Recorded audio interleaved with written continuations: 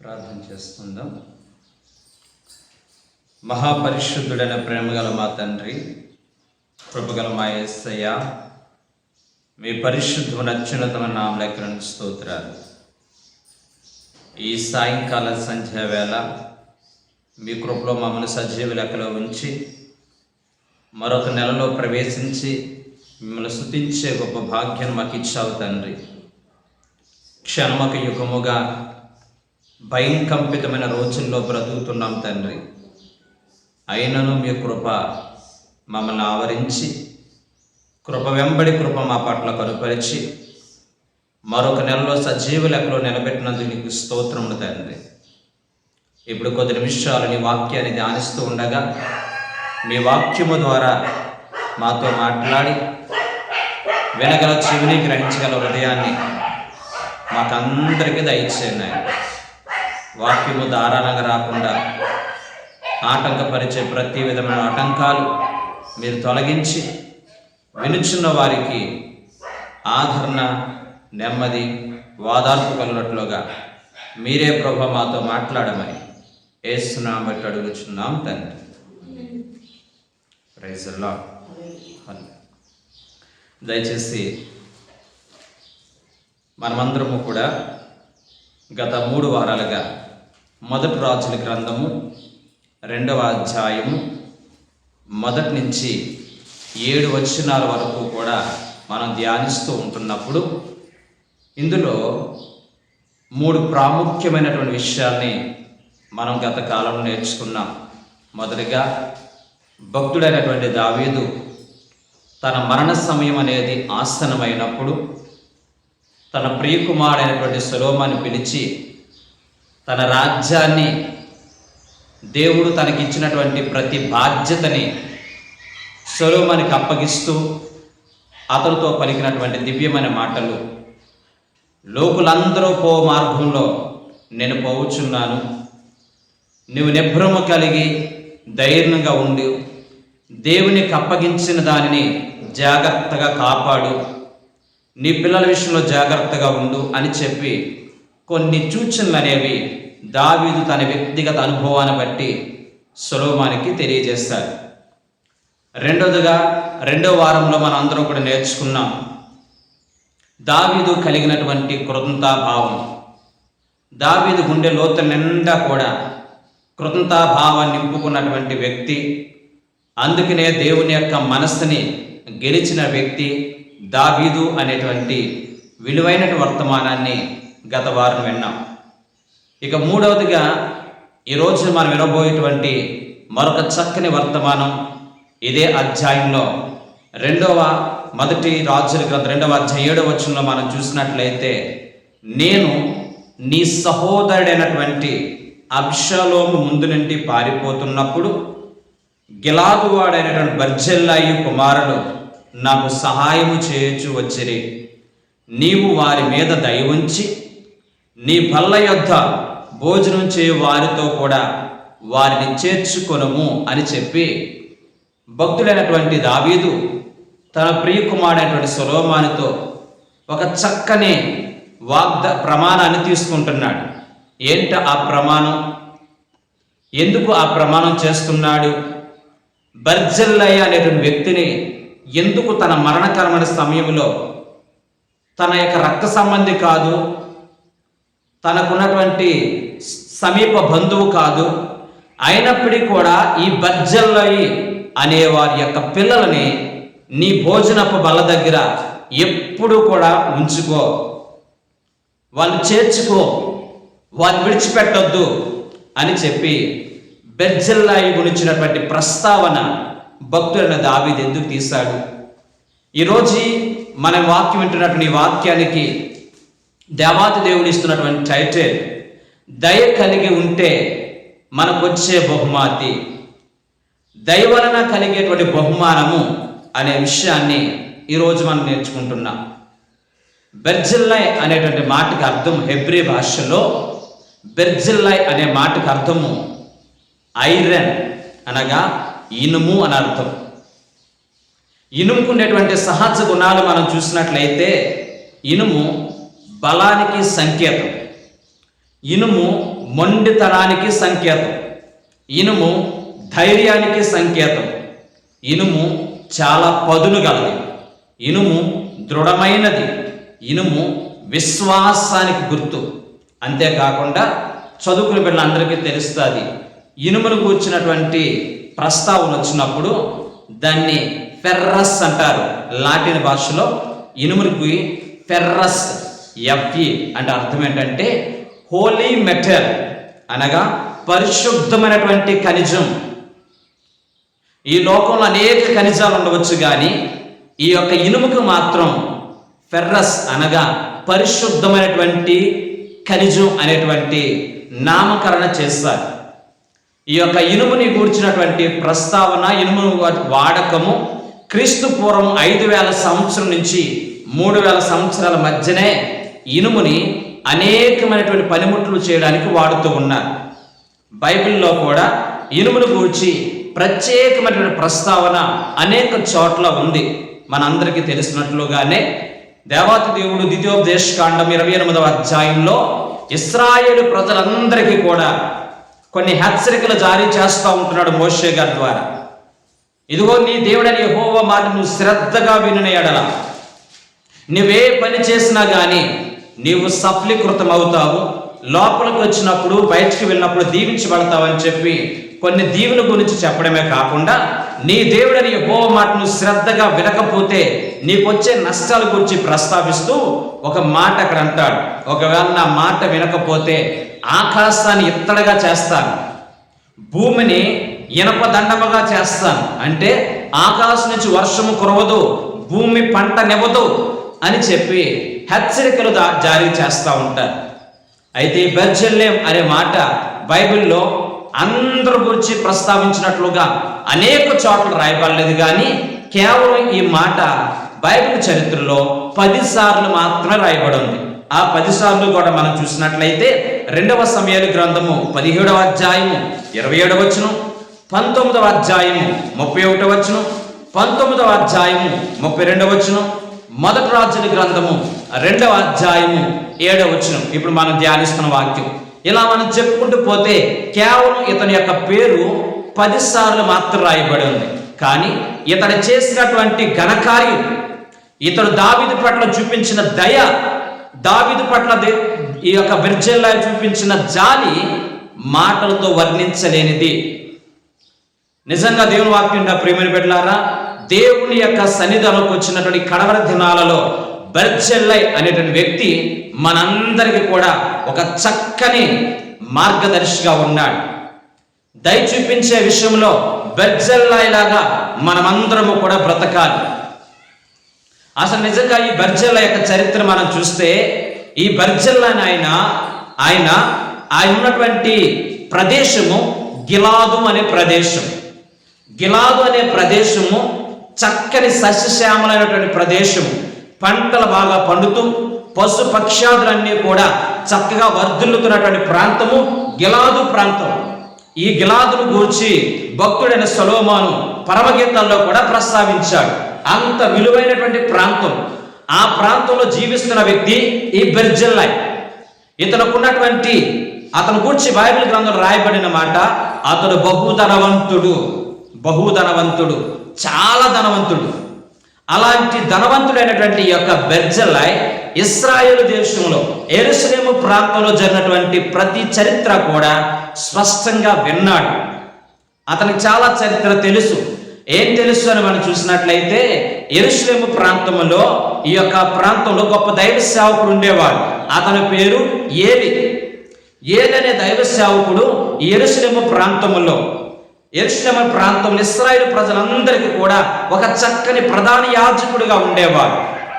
అయితే అతడు దైవ సేవకుడిగా ప్రధాన యాజకుడు ఉండే విషయంలో విఫలమైపోయాడు. ఆ తర్వాత కాలంలో తన గర్భమందు పుట్టినటువంటి ఏలి, ఓఫ్ని, ఫీనెహాస్ అనేటువంటి వీళ్ళు దేవుని యొక్క పరిచర్యలో, దేవుని యొక్క కృపా పరిచర్యలో సరైనటువంటి అవగాహన లేకుండా సాక్ష్యం కోల్పోయి ఇష్టానుసారంగా బ్రతికినటువంటి వీళ్ళ చరిత్ర ఎలా ముగిసిపోయిందో, ఎలా దేవుని యొక్క ప్రభావము, మందసము ఇశ్రాయేలు ప్రజల్లో నుంచి ఏ విధంగా కొనుపోబడిందో ఈ విషయాలన్నీ కూడా ఈ బెర్జిల్లై అనే ఆయన స్పష్టంగా విన్నాడు. రెండోదిగా తన తర్వాత కాలంలో వచ్చినటువంటి భక్తుడైనటువంటి సమూయేలు గురించి మనం విన్నప్పుడు, సమూయేలు గొప్ప దైవ సేవకుడు, ఏమాత్రం కూడా డౌట్ లేదు. మంచి న్యాయాధిపతి, మంచి దీర్ఘదర్శి, ఇశ్రాయేలు ప్రజలకి దారు మొదలుకొని బెర్షెబా వరకు ఉన్నతమైనటువంటి పరిచయం చేసినటువంటి పేరు ప్రఖ్యాతులు గాంచిన గొప్ప దైవ సేవకుడు ఈ యొక్క సమూయేలు. కానీ తన కుటుంబ వ్యవస్థల్లో తన పిల్లల్ని దేవుని కొరకు పెంచే విషయంలో ఈ యొక్క సమూయేలు విఫలమైపోయాడు అనేటువంటి వార్త ఈ యొక్క బెర్జిల్లైకి తెలుసు. మూడవదిగా, ఇశ్రాయేలు ప్రజలకి మొట్టమొదటి రాజుగా దేవుడు ఎన్నుకున్న వ్యక్తి సౌలు. సౌలు ఎంతో చక్కగా దేవుని పరిచయంలో సాగుతూ చక్కగా దేవుని యొక్క రాజ్యాన్ని, ఇశ్రాయేలు ప్రజల్ని చక్కగా పరిపాలిస్తూ మొదట్లో చాలా కృతజ్ఞుడై జీవించినటువంటి యొక్క సౌలు రాను రాను రాను రాను ఒక రకమైనటువంటి అవిధేయుడిగా మారిపోయి, విశ్వాసఘాతుడిగా మారిపోయి, తనకి ఏ కష్టం వచ్చినా ఏ బాధ వచ్చినా కానీ వెళ్ళి కర్ణపిశాచుల దగ్గర, దెయ్యముల దగ్గర విచారణ చేస్తూ బహుభయంకర భ్రష్టుడిగా మారిపోవడమే కాకుండా ఒక రకమైన అసూయ బుద్ధితో తన జీవితాన్ని ముగించుకున్నాడు. ఆ సమయంలో జరిగినటువంటి గుండెల్ని పిండేటువంటి ఒక భయంకరమైన వార్త ఈ బెర్జిల్లై విన్నాడు. అవేంటంటే, ఈ యొక్క సౌలు దావీదును తరుముతూ ఉన్నాడు. దావీదు ప్రాణ భయంతో పారిపోతూ ఉన్నాడు. బాగా ఆకలేసింది. ఎలాంటి దేవుని యొక్క మందిరానికి వచ్చాడు. దేవుని మందిరానికి వచ్చినప్పుడు అహిమేలెకు అనేటువంటి ఒక దైవ సేవకుడు ఏలి ఈ యొక్క దావీదును చూసి జాలిపడి మందిరం ఉన్నటువంటి సన్నిధిపు రొట్టెలు ఇచ్చి తనతో పాటు ఆకలి తీర్చాడు. ఏదో కొద్ది విషయాలు మాట్లాడుకున్నాడు. ఈ విషయాలన్నీ కూడా దూరం నుంచి చూసినటువంటి దోయాగు అనేటువంటి ఎదోమీయుడు, ఆ దోయాగు అనేవాడు వెళ్ళి, సౌలు రాజా, ఇదిగో దావీదు దైవ సేవకుడు నిన్ను గురించి ఏదో మాట్లాడుకున్నాడు, నిన్ను గురించి ఏదో ప్రస్తావించుకున్నారు, నీకేదో కీడు తలపెడుతున్నారు, కత్తితో తీసుకున్నాడు అని చెప్పి అనేక రకాలుగా చెప్పుడు మాటలు చెప్తూ ఉన్నారు. ఆ మాటలన్నీ విన్నటువంటి సౌలు మరింత ఉగ్గుడైపోయి వెళ్ళి ఆ మందిరంలో ఉన్నటువంటి 85 మంది సేవకులను భయంకరంగా చంపేసి నరహత్య చేశాడు. అంత క్రూరంగా ప్రవర్తించాడు. ఇప్పుడు బెర్జిల్లైలో కూడా అదే పరిస్థితి వచ్చింది. ఒకవేళ నేను దావీదుకి సహాయం చేస్తే, దావీదు మీదకు వ్యతిరేకంగా లేచిన వ్యక్తి ఎవరు? దావీదు యొక్క కుమారుడు అబ్షాలోము.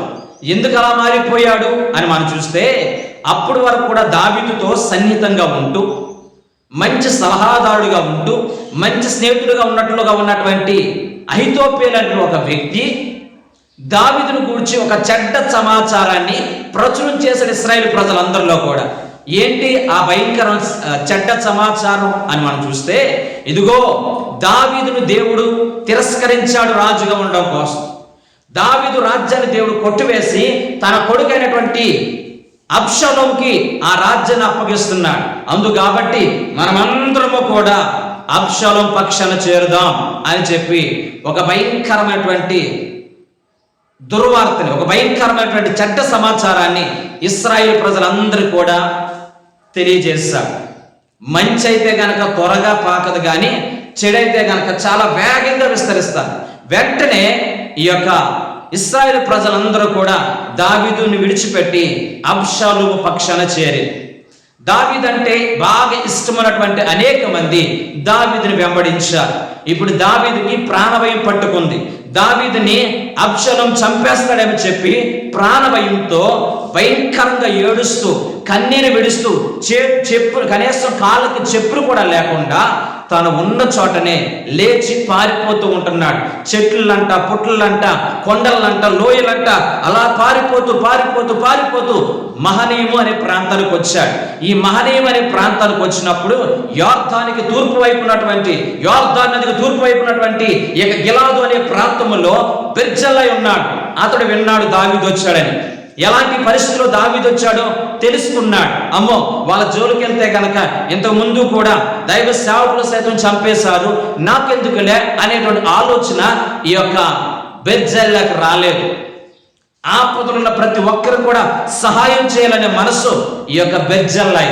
దావీదుని గురించి చక్కగా విన్నాడు. దావీదు యథార్థపరుడని, దావీదు దేవుని హృదయానుసారుడని, దావీదు శత్రువు కూడా మేలు చేసేవాడని, దావీదు యొక్క మనస్తత్వం గురించి స్పష్టంగా విన్నటువంటి ఈ బెర్జిల్లై తన మనసులో ఒక ఆలోచన కలిగి ఉన్నాడు. ఏది అయినా 600 అయినా 106 కానీ నేను దావీదుకి సహాయం చేయాలి, దావీదుని ఆదుకోవాలి.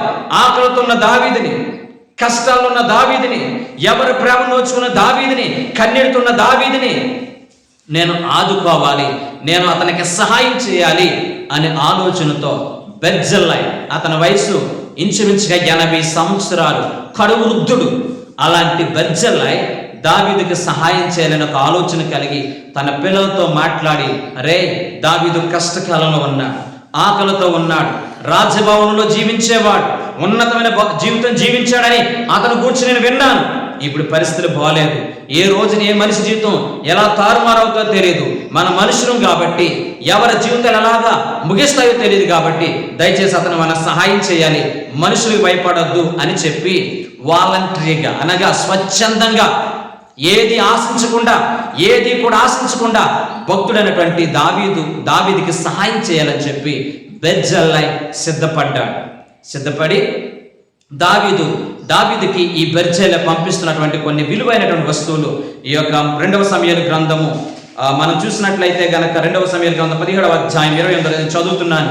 అరణ్యమందు చూడండి, అరణ్యమందు జనులు అలసిన వారై ఆకలి కొని దప్పిపోయిందురని తలంచి పరుపులు, పాత్రలు, కుండలు, గోధుమలు, యవలు పిండి, వేచిన గోధుమలు, కాయ ధాన్యములు, చిక్కుడు కాయలు, పేలాలు, తేనె, వెన్న, జొన్నలు, గొర్రెలు, జున్నుముద్దలు దావీదు అతనితో యుద్ధనున్న జనులకు భోజనం చేయుటకై తీసుకుని వచ్చి ఎంత త్యాగం చేస్తాడో చూడండి, ఎంత ప్రేమను చూపిస్తున్నాడో చూడండి. కష్టకాలంలో ఆకలి తలమడించిపోతున్నాడు దావీదు పట్ల ఈ బెర్జిల్లై ఉన్నటువంటి హృదయ స్పందన చూడండి. వాక్యం ఉన్న ప్రేమిలారా, ఆకలితో వచ్చిన ప్రతి ఒక్కరు కూడా మనం సహాయం చేసేవారు ఉండాలి. ఈ కడవరి దినాల్లో, దుర్దినాలలో ఎంత భయంకరమైన స్వార్థం వచ్చిందంటే, నేను, నా భార్య, నా పిల్లలు, నేను, నా కుటుంబం, ఇలాంటి భయంకరమైన స్వార్థపూర్తి ఈ రోజుల్లో బెర్జిల్లై నీకు నాకు నేర్పిస్తున్నటువంటి ఆత్మీయ పాఠం ఏంటి తెలుసా? ఈ రోజున సహాయం పొందగోరు వారికి సహాయం చేస్తే దాని ద్వారా వచ్చే ప్రతిఫలం ఏదో ఒక రోజు నువ్వు పొందుకుంటా అనే విషయాన్ని ప్రతి ఒక్కరు కూడా గుర్తెరగాలి. దేవుని వాక్యాన్ని ప్రేమిలారా, ఈ రోజున కలవరి మోచన పరిచయంలో ఒకరు కాదు, ఇద్దరు కాదు, అనేక మంది బిడ్డలు వారికి చేసిన సహాయం చాలా కొంచెం. నేను వాళ్ళ విషయంలో చేసిన సహాయం కొంచెం, కానీ ఈ రోజున దీర్ఘకాలికముగా వారందరూ కూడా ఈ పరిచర్యకి నాకు సహకరిస్తూ ఉంటుంటే ప్రతి ఒక్కరి గురించి కూడా సాక్ష్యం చెప్పడానికి నాకు సమయం లేదు. కానీ కొన్ని 2 విషయాలు చెప్పే ప్రయత్నం చేస్తాను. వాక్యం ప్రేమ బిడ్డలారా, బంతుపల్లి అనే ప్రాంతంలో మేముంటున్నటువంటి చర్చిలో నేను, మా యొక్క తమ్ముడు ఉండేవాళ్ళు హరీష్ అని చెప్పి, ఒక రోజున షాపూర్ నగరంలో ఉన్నతమైన మీటింగ్స్ ఏర్పరచే పాల్ యాంగిచ్చావు గారు రాత్రి అక్కడి నుంచి ఈ రోజుల్లో బైకులు కూడా లేవు, ఆటోలు పట్టుకుని జాగ్రత్తగా వచ్చాం. సాయంకాలం రాత్రి నుంచి మంచిగా 11-12 అవుతుంది. ఆ టైంలో అక్కడ మేమున్నటువంటి మందిరం దగ్గరికి ఒక ముసలి వాళ్ళు, ఆయన పేరు యాకోబు, ఆ తల్లి గారి పేరు మరియమ్మ, ఇద్దరు కూడా లోపలికి వచ్చారు. అలా కొంచెం మంచిని తాగేసి పడుకుంటా ఉన్నారు. మేము వచ్చి భోంచేద్దామని అలా కూర్చున్నాం. అలా కూర్చోగానే అమ్మ నేను ఎందుకు అడిగాను భోంచేస్తారమ్మా అంటే గనక కొంచెం మొహమాట పడుతున్నాను. వెంటనే ఒక పూట తినకపోతే ఏమవుతుందని చెప్పేసి మేము వాళ్ళు పిలిచి వాళ్ళకి భోజనం పెట్టి మేము మామూలుగా పడుకున్నాం. ఆ తర్వాత కాలంలో వాళ్ళ హృదయం నిండా కూడా కృతజ్ఞతాభావం కలిగి, వాళ్ళ గుండె లోతు నిండా కూడా కృతజ్ఞతాభావం కలిగి నన్ను ఇంచుమించుగా 2 సంవత్సరాల పాటు అద్భుతంగా పోషించారండి. వాళ్ళు ఏది వండుకుంటుంది ప్రతిరోజు కూడా ఉదయం టిఫిన్ పంపించి, మధ్యాహ్నం భోజనం పంపించి, ఒక సొంత కొడుకు, నా కొడుకు అనేటువంటి భావనతో ఎంతో ప్రేమ చూపించారు. సునీతమ్మ కానీ, అలాగే మన మధ్య ఉన్నటువంటి తల్లి గారు కానీ, ఇంకా అక్కడ ఉన్నటువంటి ప్రతి ఒక్కరూ కూడా, ఇక్కడ కూర్చున్న ప్రతి ఒక్కరిని కూడా దేవాతి దేవుడు ఒక ఉన్నతమైన పాత్రగా దేవుని యొక్క కృపా పరిచయంలో వాడుకోవడానికి బలమైన కారణం తెలుసా? మనం ఏది ఆశించకుండా నిస్వార్థమైన మనస్సాక్షితో సహాయం పొందగోరు వారికి, కష్టంలో ఉన్న వారికి, బాధలున్న వారికి మనం గనక సహాయం చేస్తే దాని ద్వారా వచ్చే ప్రతిఫలము దీర్ఘకాలికంగా ఉంటుంది. మనం చేసే సహాయం చాలా కొంచెం అయ్యొచ్చు, కానీ దాని ద్వారా వచ్చే ప్రతిఫలం మాత్రం దీర్ఘకాలికంగా ఉంటుంది. ప్రైజ్ హల్లెలూయా. ఈ ఆత్మీయ ప్రేమను మన జీవితాలు దేవుడు ఎప్పటికీ కూడా కొనసాగింప చేయడానికి దేవుడు సహాయం చేయను గాక. వాక్యం ఉన్న ప్రేమిలారా, యథార్థంగా జరిగినటువంటి ఒక చిన్న బాబు తన కుటుంబంలో కలిగి ఉన్న పేదరికాన్ని బట్టి, చదువుకోవడానికి డబ్బులు లేక, తినడానికి సరైన తిండి లేక, చిన్నప్పటి నుంచి కూడా కష్టపడి ఇంటింటికి కూడా డోర్ డెలివరీ చేస్తూ ఆ పేపర్లో లేకపోతే పాలు ప్యాకెట్లో ఇస్తూ ప్రతిరోజు కూడా ఉదయం అంతా కూడా ఆ డోర్ డెలివరీ చేసి 9 అయ్యేసరికి స్కూల్కి వెళ్ళిపోతూ ఉండేవాడు. అలా కష్టపడి చదువుకుంటా ఉంటున్నాడు. ఒక రోజున రాత్రి పేదరికాన్ని బట్టి అన్నం తినలేదేమో, బాగా ఆకలేస్తుంది. ఆ డోర్ డెలివరీ ఇవ్వడానికి ఒక ఇంటికి వెళ్ళాడు. ఆమెను, అమ్మ కొంచెం అన్నం పెట్టు అని అడుగుదాం అనుకున్నాడు. ఎందుకో మొహమాటం కొద్దీ వద్దు అడగకూడదని చెప్పేసి ఆమె ఇంటికి వెళ్ళి, అమ్మ కొంచెం తాగడానికి నీళ్ళు ఇస్తావా అని అడిగాడు. ఆమె వెంటనే బాబు యొక్క ముఖము చూసి ఆకలితో ఉన్నాడు, కష్టంతో ఉండుండొచ్చు అని చెప్పి గుర్తెరిగి అప్పటికి ఇంకా వంట చేయలేదు కనుక ఆమె అప్పుడే తీసుకొచ్చిన పాలు ప్యాకెట్ తీసుకుని బాగా వేడి చేసి అందులో బూస్ట్ కలిపి ఒక పెద్ద గ్లాస్ పట్టుకొచ్చి తాగిన ఆయనని ఇచ్చింది. ఆకలితో ఉన్నాడేమో, గడగడ ఆ యొక్క పాలన్నీ కూడా తాగేస్తాడు. అలా తాగి ఆకలితో ఉన్నటువంటి ఆయన ఆకలి తీరుతున్నప్పుడు ఆ తల్లిని తీక్షణంగా చూశాడు. నేను అడిగింది నీళ్ళు, ఆ తల్లి పాలిచ్చిన ఆకలి తీర్చింది అని చెప్పి మనసులో ఆమె పట్ల కృతజ్ఞతాభావాన్ని గుర్తించుకున్నాడు. ఆమె చూపించిన దయని మనసులో దాచుకున్నాడు. అలా కష్టపడి చదివాడు, గొప్ప ప్రయోజకుడు అయ్యాడు. అతను గొప్ప డాక్టర్ అయ్యాడు. అతని పేరే హావర్డ్ కిల్లీ. అమెరికా దేశంలో 1858 సంవత్సరం నుంచి 1943 సంవత్సరం వరకు బ్రతికినటువంటి ఈ హావర్డ్ కిల్లీ అనేటువంటి గొప్ప డాక్టర్ ఒక రోజున ప్రాక్టీస్ చేస్తూ ఉంటుంటే ఒక పేషెంట్ వచ్చారు. ఆమెని చిన్న హాస్పిటల్ తీసుకెళ్తే, అమ్మ ఇక్కడ బ్రతకడం ఏమి కష్టం, అర్జెంటుగా అక్కడ ఉన్నటువంటి పెద్ద హాస్పిటల్ తీసుకెళ్ళండి అని అన్నారు. వాళ్ళ చేతులు డబ్బులు లేవు, అయినా కానీ ప్రాణ భయంతో ఆ బంధువులందరూ కూడా తీసుకెళ్లి హాస్పిటల్లో జాయిన్ చేస్తారు. హాస్పిటల్కి రాగానే ఆమెను చూడగానే ఆయనకు అర్థమైంది, ఈ తల్లిని ఎక్కడో చూస్తానని చెప్పి వెంటనే ఫ్లాష్ బ్యాక్ 20 సంవత్సరాల ఫ్లాష్ బ్యాక్ వెళ్ళాడు. ఆ తల్లిని పోలుకుని గుర్తెరిగాడు. ఎక్కడుంటారని చెప్పారు, అడ్రస్ అని తెలుసుకున్నారు. 100% ఏమని చెప్పేసి ఆమెకు చక్కగా ఆపరేషన్ ఆయనే చేయించారు. ఐసీలో పెట్టారు. చాలా బిల్లు అయింది. ఆ బిల్లు అయినప్పుడు ఆ బిల్లు పే చేసే వాళ్ళ దగ్గరికి వెళ్ళి ఒక సంతకం పెట్టాడు. ఈయన ఏమనంటే ఒక సంతకం పెట్టేసి బిల్లు అంతా నేనే పే చేస్తానని చెప్పేసి వాళ్ళందరూ ఆందోళన పడుతున్నారు, ఎంత బిల్లు అయిపోద్దా అని చెప్పేసి. లేదు, ఇందులో ఒక డాక్టర్ గారు ఈ బిల్లు కట్టేసరి మీరు వెళ్ళిపోవచ్చు అన్నారు. ఏంటో అర్థం కాలేదా తల్లికి.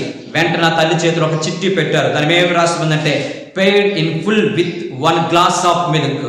నీవు ఇచ్చినటువంటి ఆకలితో ఉన్నప్పుడు, అలవటించిపోతున్నప్పుడు, నేను భయంకర స్థితిలో ఉన్నప్పుడు నాకు ఇచ్చినటువంటి ఆ గ్లాసు పాలు ఖరీదు ఈ రోజున ఇంత ఉన్నతమైనటువంటి రుణం తీర్చుకునే భాగ్యాన్ని దేవుడిచ్చాడని భావిస్తున్నాను అని చెప్పి ఆమెతో మాట్లాడి ఆమె ఇంటికి పంపించాడు. వాక్యం ప్రేమిళ్ళారా, ఇదిగో మనం అందరం ఒకటి ఏది ఆశించకుండానే ఉపకార ధర్మం కలిగినప్పుడు, దాతృత్వం కలిగినప్పుడు, మనమందరం కూడా దయ కలిగిన మనసు కలిగినప్పుడు దాని ద్వారా వచ్చే ప్రతిఫలం అనేది ఇక మందైనా రాబోయేటువంటి మన పిల్లల తరం వారైనా కానీ ఖచ్చితంగా అనుభవిస్తారు. కనుక ప్రతి ఒక్కరూ కూడా స్వార్థాలు విడిచిపెట్టి నేను సంపాదించుకోవాలి, నా పిల్లలకు సంపాదించాలి, నా కుటుంబమే బాగుపడాలి, ఇలాంటి స్వార్థాలన్నీ కూడా పక్కన పెట్టి నీకు చేతనైనంత వరకు కూడా దాతృత్వం కలిగి సహాయం చేసేటువంటి ఉన్నతమైనటువంటి వ్యక్తులుగా మనం ఉండాలి.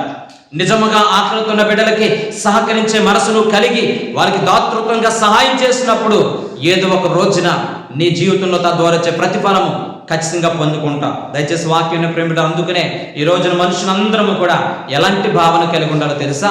గుండె లోతుల నిండా కూడా కృతజ్ఞతాభావం కలిగి ఉండాలి. మనం ఎవరికైనా సహాయం చేస్తే మనం అందరూ వాటిని నీటి మీద రాసుకోవాలంట. ఎవరైనా మనకు సహాయం చేస్తే వాటిని రాతి మీద రాసుకోవాలి, గుండెల్లో భద్రపరుచుకోవాలి. ఈ రోజున మనం అందరము కూడా కూడు కలిగిన తర్వాత గుణం మర్చిపోయేటువంటి వ్యక్తులుగా ఉండకూడదు. ఒక స్థితికి వచ్చిన తర్వాత ఆ స్థితిని బట్టి గర్విస్తూ మాట తీరు మార్చుకునే వారికి ఉండకుండా నీవి స్థితికి రావడానికి సహకరించిన వారు ఏ ఒక్కరిని కూడా మర్చిపోకున్నటువంటి దావీదులాగా మనమందరము కూడా బ్రతకడానికి దేవుడు కృప చూపించను గాక. హల్లెలూయా, హల్లెలూయా. రైట్, ఇక్కడ మనం చూసినట్లయితే ఈ 2వ సమూయేలు గ్రంథం 17వ అధ్యాయం 28వ వచనంలో, అరణ్యమందు జనులు అలసిన వారై దప్పికొని ఉన్నారని తలంచి ఏం చేయడండి? దప్పికొని ఉన్నారని తలంచి గుర్తించి వాళ్ళకి కావలసినవన్నీ కూడా పంపించాడు. దావీదు మహనీయం అనే ప్రాంతంలో ఉన్నంత వరకు కూడా దావీదు కావలసిన అవసరాలన్నింటినీ కూడా ఈ బెర్జిల్లయే సమకూరుస్తూ ఉన్నాడని అనే మాట 19వ అధ్యాయంలో 31 నుంచి 39 వరకు కూడా మీరు ఇంటికి వెళ్ళిన తర్వాత చదవండి. మరియు గిలాదీయుడైనటువంటి బెర్జిల్లై రోగేలిము నుండి యొర్దాను అద్దెకు వచ్చి రాజుతో కూడా నది దాటెను. బెర్జిల్లై 80 సంవత్సరాల వయసు కలిగి బహు ముసలవాడై ఉండెను. అతడు అత్యధికమైనటువంటి ఐశ్వర్యవంతుడు కనుక రాజు మహనీయులున్నందగా అతనికి భోజన పదార్థములు పంపించుచూ వచ్చాను. అంటే ఒకసారి పంపించి వదిలిపెట్టేలేదు, ఎప్పుడు కూడా పంపిస్తూ ఉండేను. దావీదు ఆ ప్రాంతంలో వరకు కూడా ఈ యొక్క బెర్జిల్లెము చేత పోషించబడుతూ ఉండేననే మాట ఇది అర్థం. ఇంత ప్రేమ చూపించాడు. వాక్యం విన్న ప్రేమిలారా, దయచేసి మన జీవితాలలో మన బ్రతుకుల్లో మీ అందరికీ కూడా తెలుసు ఏంటనంటే, దయచేసి మనం అందరము కూడా ఈ లోకంలో ఎవరికైనా సహాయం చేస్తే డబ్బు పూర్వకంగా సహాయం చేస్తాం అనుకోండి, ఎంత ఇచ్చినా కానీ కొంచెం ఎక్కిస్తే బాగుని అనిపిస్తారు. బంగారం ఇచ్చామనుకో ఇంకొంచెం బంగారం ఇస్తే బాగుని అనిపిస్తారు.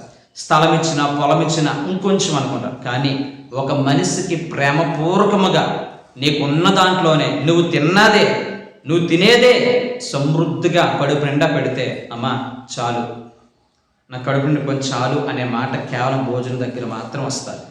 ఈ సత్యం తెలిసిన ఈ యొక్క బెర్జిల్లై దావీదుకి ఏమాత్రం విసుక్కోకుండా, ఏమాత్రం కూడా మనసులో బాధ పెట్టుకోకుండా, ఇతను కలిగి ఉన్న దాతృత్వమైన హృదయంతో దావీదుకి ఆహార పదార్థాలు పంపిస్తూనే ఉన్నాడు, ఏది కూడా ఆశించకుండా. Praise the lord.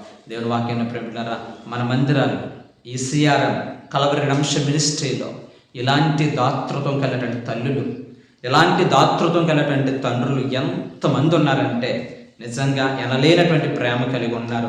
అందుని బట్టి మీ అందరిని బట్టి ప్రభుని ఎంతగానో స్తుతిస్తూ ఉంటున్నాను. దయచేసి మనమందరము కూడా ఇలాంటి దాతృత్వం కలిగినటువంటి మనసుతో బెర్జిల్లాగా బ్రతకలని వాక్యం సెలవిస్తుంది.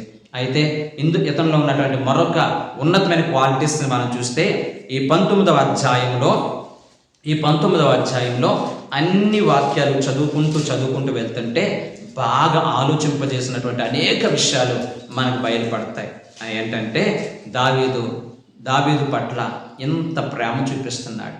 నా బంధువు కాదు, నా రక్త సంబంధి కాదు, నా పాలోడు కాదు, ఇతని ఎడల ఇంత ప్రేమ నా ఎడల చూపిస్తున్నా ఈ యొక్క బెర్జిల్లైకి ఏదో ఒక సహాయం చేయాలి అని చెప్పి దావీదు వెళ్ళి, నాయనా నువ్వు నా తండ్రి సమానువు, నువ్వు బ్రతికినంత కాలం కూడా నేను చాలా జాగ్రత్తగా చూసుకుంటాను, ముక్కు ముఖం తెరి నా ఎడల ఏమాత్రము కూడా ఎవరి ప్రేమ నోచుకోక సొంత కొడుకే వీడిని తిడుతున్నాడంటే, సొంత కొడుకే వీడు చంపడానికి ప్రయత్నం చేస్తాడంటే వీడు ఎంత దుర్మార్గుడో, వీడు ఎంత నికృష్టుడో అని చెప్పి నన్ను ప్రేమించిన వాళ్ళందరూ కూడా నన్ను చెడ్డ మాటలు మాట్లాడుకుంటుంటే ఇవేవి కూడా నువ్వు పట్టించుకోకుండా, ఇవేవి కూడా నీ మనసులో దాచుకోకుండా మా ఎడలు ఇంత ప్రేమ చూపించావు.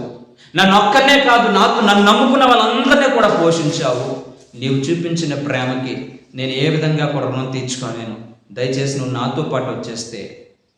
నాతో పాటు యెరూషలేము ప్రాంతానికి వచ్చేస్తే ఆ యెరూషలేము ప్రాంతంలో నేను చాలా జాగ్రత్తగా చూసుకుంటాను నాయన, నువ్వు వచ్చే అని దావీదు బ్రతిమాలుకుంటే ఈ యొక్క బెర్జిల్లై అంటాడు కదా, నాయన నీ దగ్గర నుంచి ఏదో ఆశించి నేను సహాయం చేయలేదు, నేను రాను. ఎందుకు రానంటే నా వయసు ఇప్పుడు 80 సంవత్సరాలు, నేను ఎప్పుడు చచ్చిపోతాను నాకు తెలియదు.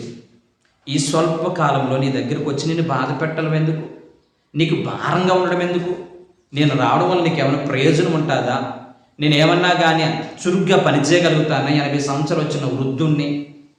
అంతేకాకుండా నేను చూసినట్లయితే కనుక సుఖ దుఃఖమని అందు భేదం ఏమన్నా నాకు తెలుస్తుందా, సుఖం అంటే ఏంటో దుఃఖం అంటే ఏంటో నాకు భేదం ఇప్పుడు తెలుస్తుందా, లేకపోతే నేను చూసినట్లు అన్నపానం లేక రుచి ఏదన్నా నాకు తెలుస్తుందా, గాయకురాళ్ళు పాటలు పాడితే దాని యొక్క మాధుర్యాన్ని నాకు వినబడతాదా అని చెప్పి మాట్లాడుతూ, నీ దాసునగు నేను, నా ఏలును వాడవు రాజువగు నీకు ఎందుకు భారంగా ఉండవలను, నీ దాసున నేను నీతో కూడా నది దాటి అవతల కొంచెం దూరం వచ్చేదని కానీ రాజువగు నువ్వు నాకంత ప్రత్యుపకారము చేయనేలా అంటున్నాడు. అంటే ఇంత ధనికుడు. ఒకప్పుడు దావీదు మహారాజే ఉండొచ్చు, ఇప్పుడు జీరో అయిపోయాడు. ఇప్పుడు ప్రాణభయంతో తినటానికి కూడా తిండి లేనటువంటి భయంకరమైన స్థితిలో దావీదు ఉన్నాడు. అంత మాత్రాన దావీదుని ఈ యొక్క బెర్జెల్లై తక్కువ చేసి మాట్లాడతలేదు. నేను నిన్ను పోషిస్తున్నాను కాబట్టి నువ్వు ఒకప్పుడు రాజు అయి ఉండొచ్చు, కానీ ఇప్పుడు కాదు కదా అంటలేదు. నీ దాసునైన నేను. ఎంత తగ్గింపో చూడండి వాక్యాన్ని ప్రేమిళ్ళారు. నీ దాసునైన నేను, ఇదే మాట పదే పదే, నీ దాసునైన నేను నీతో కూడా రావడానికి ఎందుకు నాయన, నీకు భారం ఎందుకు నాయన, నీకు నేను భారంగా ఉండకూడదు అని చెప్పి ఆ ప్రతి మాటకి ముందు మాటకి తర్వాత నీ దాసుని నీ దాసుని నీ దాసుని మాట్లాడుతున్నాడంటే ఎంత ధనికుడికైనా, ఎంత ఆ గిలాదు ప్రాంతంలో బహు ధనవంతుడు అని బైబిల్ చెప్తుంది. ఎంత గొప్ప ధనవంతుడు దావీదు ఎడల ఏమన్నాడు తెలుసా? నీ దాసుని నా ఎడల, నీ దాసుని ఎడల నీ కటాక్షం చూపించి నేను రాను, కానీ నిన్ను సాగనంపడానికి కొంత దూరం వస్తాను. నిన్ను సాగనంపడానికి కొంత దూరం వస్తాను. ఎంత దూరం అనుకుంటున్నారే? ఇంచుమించుగా 25 మైలు దూరం. 25 మైలు దూరం కడు వృద్ధుడు దావీదు మీద ఉన్న ఎనలేని ప్రేమతో నడుచుకుంటూ వచ్చి దావీదుని విడిచిపెట్టలేక, దావీదు ఇతన్ని విడిచిపెట్టలేక ఆ ఉన్నతమైనటువంటి ఘట్టాన్ని మనం తలుసుకుంటే నిజంగా ఇలాంటి ప్రేమ బంధాలు, ఇలాంటి ఆప్యాయత బంధాలు, ఇలా నిస్వార్థమైనటువంటి బంధాలు, లెక్కలు చూసుకోలేని శ్రేష్టమైన బంధాలు ఈ రోజున మనుషుల మధ్య ఉంటే ఎంత బాగుంటుంది. మనుషుల మధ్య అలాంటి ప్రేమ గల బంధాలు ఉంటే ఎంత బాగుంటుంది. దైవ ప్రేమ కలిగిన వారికి మాత్రం ఇది సాధ్యమండి. బెర్జెల్లై దైవక ప్రేమ కలిగి ఉన్నాడు, రాజును ప్రేమిస్తున్నాడు కనుక ఆ ప్రేమ బలవంతము చేసి 25 మైలు దూరం కంటే ఎక్కువ దూరం ప్రయాణం చేసి దావీదుకి సెండ్ ఆఫ్ ఇస్తా ఉంటుంటే, దావీదు అతన్ని విడిచిపెట్టి వెళ్ళలేక, అతన్ని విడిచిపెట్టి బెర్జెల్లై వెళ్ళలేక ఒకరినొకరు కౌగిలించుకుంటూ ముద్దు పెట్టుకుంటూ ప్రేమను వ్యక్తపరుస్తూ, నాకు తెలిసి బైబిల్ గ్రంథంలో రాయబడలేదు కానీ ఎనలేనటువంటి ఏడుపు అక్కడ ఏడ్చడం వచ్చింది. వాక్యం ప్రేమిళ్ళారా, ఈ రోజున మనందరూ కూడా తెలిసింది, చాలామంది భయంకరంగా ఈ యొక్క డబ్బు అంతా కూడా విస్తారంగా సంపాదిస్తున్న ఈ రోజుల్లో ప్రేమలు కరువైపోయినాయి, ఆప్యాయతలు కరువైపోయినాయి, అనురాగాలు కరువైపోయినాయి. దేవుని పిల్లమని చెప్పుకున్నాము కానీ ఏ కోసైనా కూడా దేవుని ప్రేమ కొంచెమైనా లేకుండా ప్రతి విషయంలో స్వార్థం, ప్రతి విషయంలో అసూయ, ప్రతి విషయంలో కూడా భయంకరంగా ప్రవర్తిస్తున్నటువంటి ఈ రోజుల్లో బెర్జెల్లై మనకు నేర్పిస్తున్న దివ్యమైన పాఠం ఏంటి తెలుసా? ఎంత ప్రేమ చూపిస్తున్నాడో చూడండి. దావీదు వెళ్ళిపోతూ ఉంటుంటే సాగనంపడానికి వచ్చాడండి. చాలామంది చెప్తూ ఉంటారు, నీ ఇంటికి వచ్చిన చుట్టాలు నువ్వెవరింటికైనా వెళ్తే వాళ్ళు నీ మీద ఉన్న ప్రేమను తెలుసుకోవాలంటే నువ్వు వెళ్ళిపోతున్నప్పుడు సోఫాలోకి వచ్చిన జాగ్రత్తగా వెళ్ళరా అనడం కాకుండా, వెళ్ళిపోతున్నప్పుడు ఆ బండి వరకునో కారు వరకునో బయట వరకు వచ్చి సాగనంపి జాగ్రత్తగా వెళ్ళరా నాయన అని పదే చెప్తున్నారంటే వారికి నీ మీద అనలేనటువంటి ప్రేమ ఉంటేనే అది సాధ్యం. అలా కాకపోతే వీడు ఎప్పుడు వెళ్తారు అనుకున్నాం అనుకోండి, మనం చైల్డ్లోంచి కూడా లేకుండా ఉంటాం. కానీ దయచేసి వాక్యం ప్రియమైన బిడ్డలారా, ఈ బెర్జెల్లై దావీదుని సాగనంపడానికి వెళ్ళాడు. అలా వెళ్తుంటే రానాయనని బలంతో పెడితే నేను రాను కానీ నా కొడుకైనటువంటి నీ దాసుడు, కొడుకుని కూడా ఏమన్నాడు తెలుసా? చిత్తగించుము, నీ దాసుడగు కింహాము నా ఏలును వాడవు రాజువగు నీతో కూడా వచ్చేటప్పుడు సెలవిమ్ము. నా కొడుకు వస్తాను నీతో పాటు, రాజువగు నీతో పాటు. అంటే ప్రజలందరూ కూడానేమో దావీదుని ఒక పనికిరాడుగా చూస్తున్నారు. ఆత్మజ్ఞానం గలటువంటి యొక్క బెర్జెల్లై దావీదుని ఎలా చూస్తారంటే మహారాజుగా చూస్తున్నారు. దేవుని హస్తము దావీదు మీద ఉందని చెప్పి పూర్తిగా నమ్మి చూస్తున్నారు. అలా నమ్మాడు కాబట్టి నీ దాసుడైనటువంటి నేను, నా ఏలును వాడ రాజువగు నీతో పాటు నా కొడుకైనటువంటి కింహాము నీ పంపిస్తున్నాను అని చెప్పాడు. సరే అని చెప్పేసి ఈ యొక్క దావీదుతో పాటు ఈ కింహాము అందరూ కూడా వెళ్ళారు. వెళ్తూ ఉంటున్నప్పుడు ఈ యొక్క కింహాను అనుకోవచ్చు ఏమని, ఎంత ఉన్నతమైనటువంటి రాజ్యంలో అడుగు పెడుతూ అలా వెళ్తూ ఉన్నాడు.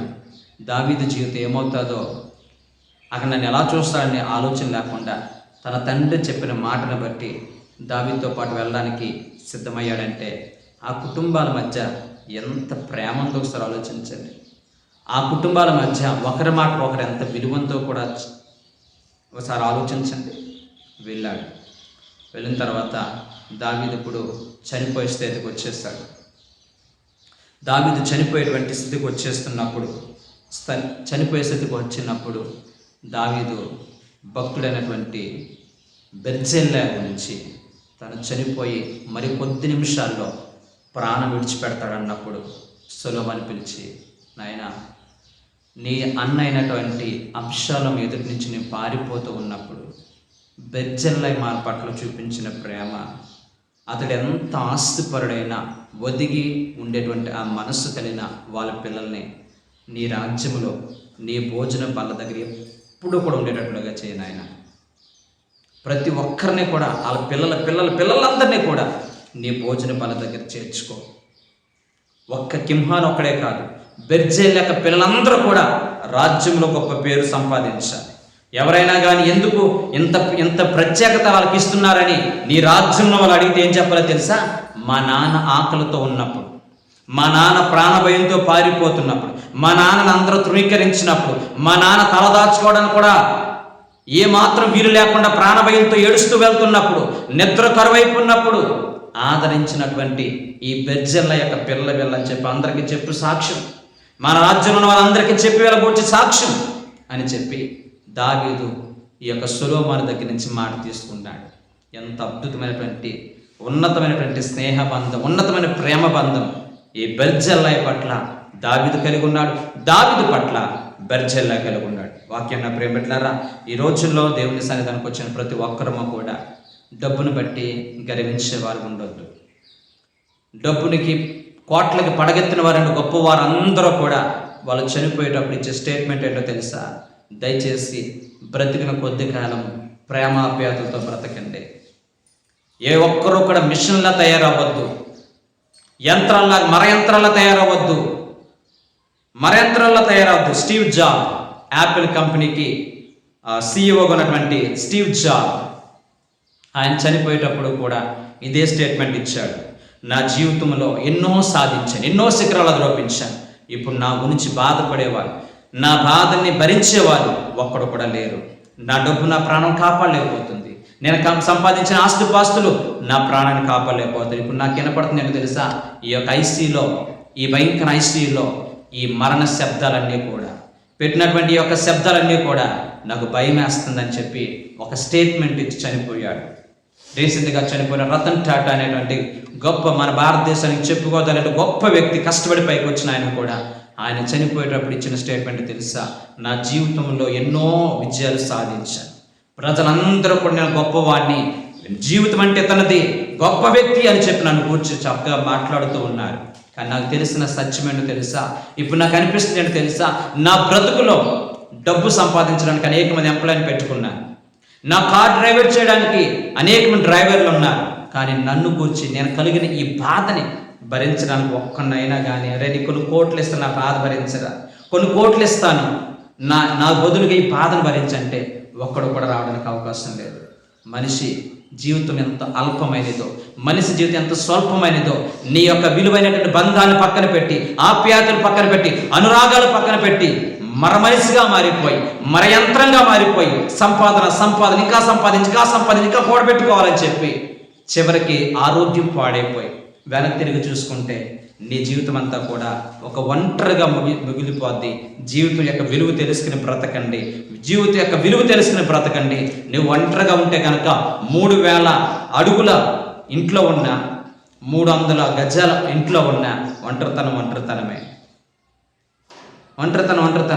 నీవు ఫ్లైట్ మీద వెళ్తున్నప్పుడు సామాన్యమైనటువంటి చైర్లో వెళ్ళినా, హై క్లాస్లో నువ్వు వెళ్ళినా, నువ్వు కింద దిగవలసింది ఎప్పటికైనా కిందకి భూమి మీదకే దిగాలి. ఆ విషయం మర్చిపోవద్దు, ఆ విషయాన్ని ఎప్పుడు కూడా మర్చిపోవద్దు. నువ్వు పెట్టుకున్నటువంటి వాచ్ 20 రూపాయల వాచ్ అయినా కానీ ఇప్పుడు టైం ఎంత అయింది కరెక్ట్గా అంతే టైం చూపిస్తుంది. 100 రూపాయల వాచ్ అనేది అంతే టైం చూపిస్తుంది.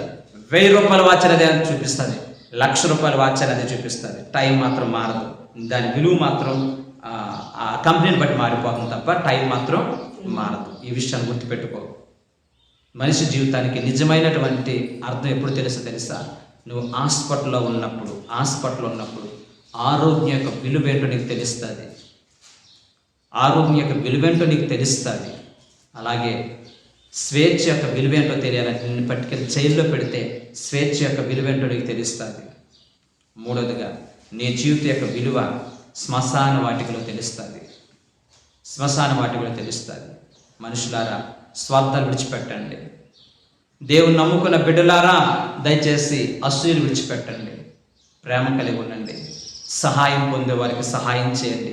రేపొద్దున మనం ఎలా కన్నుమూస్తామో తెలియదు. ఏ క్షణాన్న దేవుడు పెట్టిన ఈ ఆత్మదీపం ఆరిపోద్దో తెలియదు. మన తర్వాత మన పిల్లల్ని నువ్వు చూపించిన ప్రేమను బట్టి, నువ్వు చూపించిన ఆప్యాయతను బట్టి, నువ్వు చూపించిన అనురాగాన్ని బట్టి నీ పిల్లల ఎడల జాలిపడేటువంటి మంచి స్నేహితుల్ని మనం కలిగి ఉందాం. ఈ రోజున బెర్జిల్లాయ్ తను చనిపోయేటప్పుడు 80 సంవత్సరాల వయసులో చనిపోయేటప్పుడు దావీదుతో స్నేహం చేశాడు. తన పిల్లలకు మంచి భవిష్యత్తు ఇచ్చాడు. ఆత్మీయులతో స్నేహం చేశాడు, మంచి భవిష్యత్తు ఇచ్చాడు. నీవు నేను ఇప్పుడు ఎవరితో స్నేహం చేస్తున్నా?